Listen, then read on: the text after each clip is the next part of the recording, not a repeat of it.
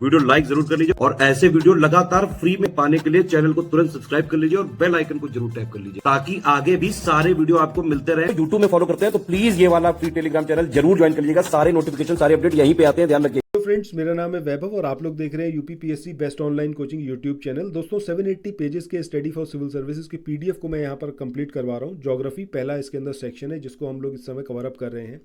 आज का हमारा टॉपिक रहेगा सुनामी। अगर हम सुनामी की बात करें तो कुछ एक पॉइंट है जो आपको यहाँ पर पता होने चाहिए इससे रिलेटेड, जो एग्जाम में यूजुअली पूछे जाते हैं। ठीक है, पहला पॉइंट है कि भूकंप और ज्वालामुखी से महासागरीय धरातल में अचानक जो हलचल पैदा होती है और महासागरीय जल का अचानक विस्थापन होता है, यानी कि वो शिफ्टिंग होता है। परिणाम स्वरूप ऊर्ध्वाधर ऊंची लहरें पैदा होती हैं जिन्हें सुनामी या फिर बंदरगाह लहरों या भूकंपीय समुद्री लहरें कहा जाता है। सो ये एकदम क्लियर है। अगर मान लो आप ये इस तरीके से समुंदर समझ लो, ये समुंदर है। अब क्या हो रहा है कि यहाँ पर धरातल में कुछ हलचल पैदा हुई। अब उस हलचल से क्या होगा, ऐसे ऊंची ऊंची लहरें उठना शुरू होंगी। अब ये जो लहरें उठ रही हैं यही लहरें क्या हैं, आपकी सुनामी हैं। और मुझे लगता है ये तो खैर आपको ऑलरेडी पता भी होगा। सुनामी आमतौर पर प्रशांत महासागरीय तट पर, जिसमें अलास्का हो गया, जापान हो गया, फिलीपींस हो गया, साउथ ईस्ट एशिया के दूसरे द्वीप हो गए, इंडोनेशिया, मलेशिया, हिंद महासागर में म्यांमार, श्रीलंका और भारत, इनके तटीय भाग हैं, यहाँ पर मेनली आती है। सो ये पॉइंट यहाँ पर थोड़ा सा याद करने लायक है, इसको ज़रूर याद रखिएगा कि आमतौर पर सुनामी कहाँ पर आती है। तो प्रशांत महासागरीय तट पर, जिसमें Alaska, Japan, Philippines, south east Asia के दूसरे द्वीप हो गए, इंडोनेशिया, मलेशिया और हिंद महासागर में आपका जो म्यांमार है, श्रीलंका है और भारत के तटीय भाग हैं। यानी कि एक तरफ आपका प्रशांत महासागरीय तट और दूसरी तरफ हिंद महासागर से रिलेटेड जो कंट्रीज़ हैं वहाँ पर सुनामी आने की संभावना ज़्यादा रहती है। सुनामी एक जापानी शब्द है।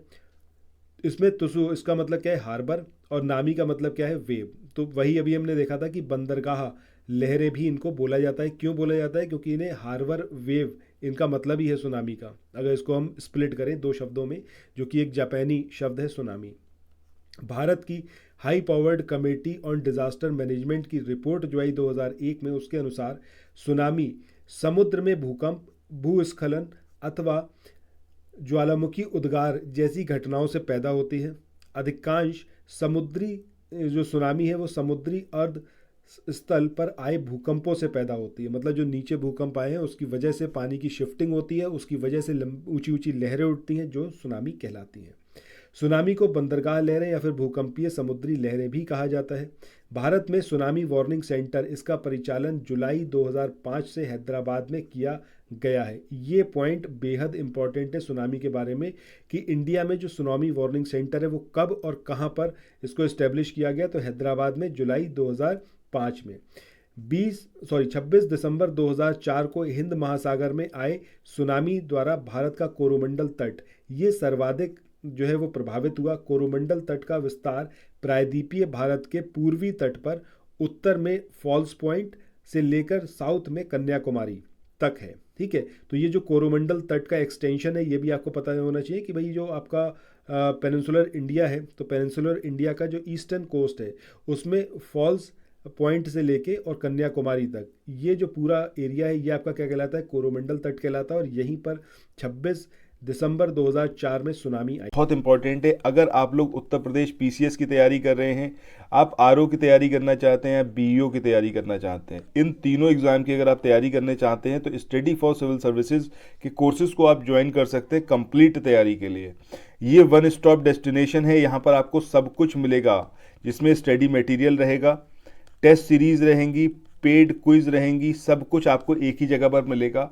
और ये सब कुछ सफिशिएंट होगा आपके एग्जाम को क्रैक करने के लिए, एग्जाम को निकालने के लिए। लेटेस्ट ग्रुप स्टार्ट हो चुके हैं और उन ग्रुप में आपको एडमिशन लेने के लिए सिंपली जो ये नंबर मैं आपकी स्क्रीन पर लिख रहा हूँ, इन नंबर्स पर आप कॉल कर सकते हैं। 8564880530 इस नंबर पर आप संपर्क कर सकते हैं। इसके अलावा 9696066089 इस नंबर पर कांटेक्ट कर सकते हैं, या फिर आप 7523864455 इन तीनों में से किसी भी नंबर पर कॉल करके आप हमसे संपर्क कर सकते हैं और ये लेटेस्ट ग्रुप जो है इसमें आप एडमिशन ले सकते हैं।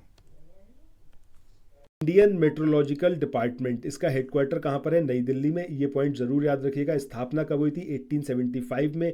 और ये जो है पृथ्वी विज्ञान मंत्रालय के अधीन एक एजेंसी है।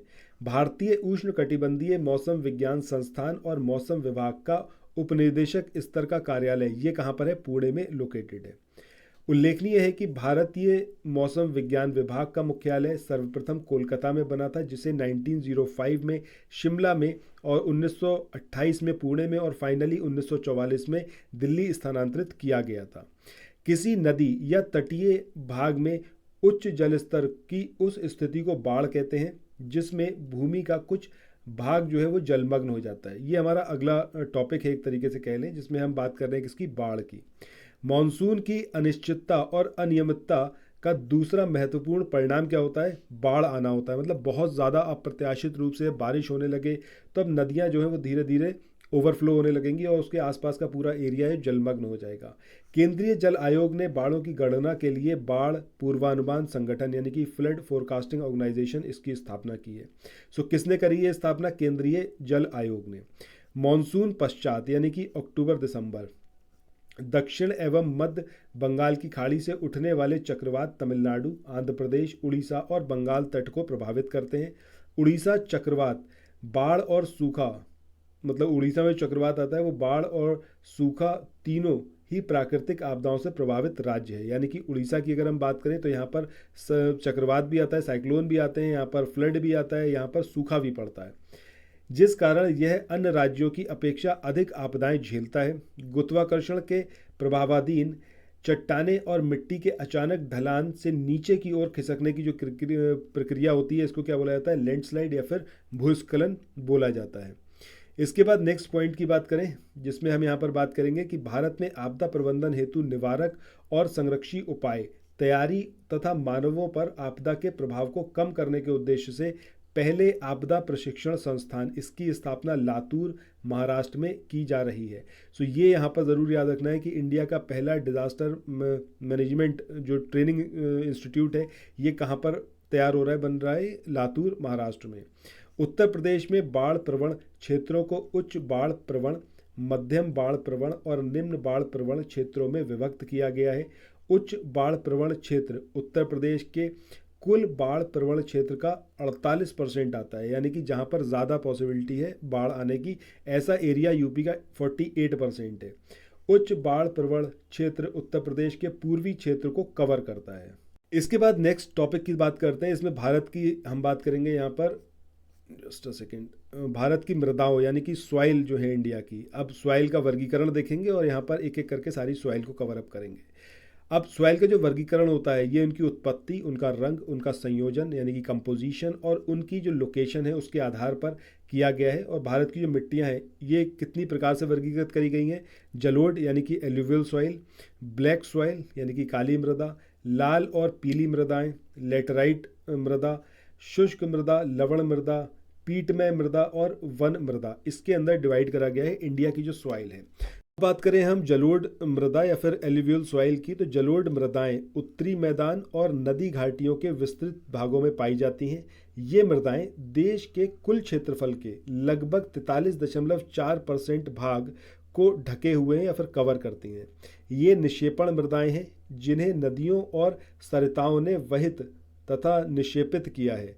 राजस्थान के एक संकीर्ण गलियारे से होती हुई ये मृदाएं जो है गुजरात के मैदानों में फैली मिलती हैं। सो जलोढ़ मृदाएं जो हैं ये गठन में बलुई, दोमट से चिकनी मिट्टी की प्रकृति की पाई जाती हैं। सामान्यतः इसमें पोटाश की मात्रा अधिक होती है और फास्फोरस की इसके अंदर कमी पाई जाती है। तो ये पॉइंट काफ़ी इंपॉर्टेंट है जो आपको याद रखना है कि पोटाश की अधिकता होती है आपका एल्यूवियल सॉइल में और जो फास्फोरस है इसकी इसके अंदर कमी पाई जाती है। गंगा के ऊपरी और मध्यवर्ती मैदान में खादर और बांगर नाम की दो मृदाएं जो हैं वो विकसित हुई हैं, डेवलप हुई हैं। खादर प्रतिवर्ष बाढ़ों के द्वारा निक्षेपित किया जाने वाला जलोढ़क है जो महीन गाद होने के कारण मृदा की उर्वरता को बढ़ाता है।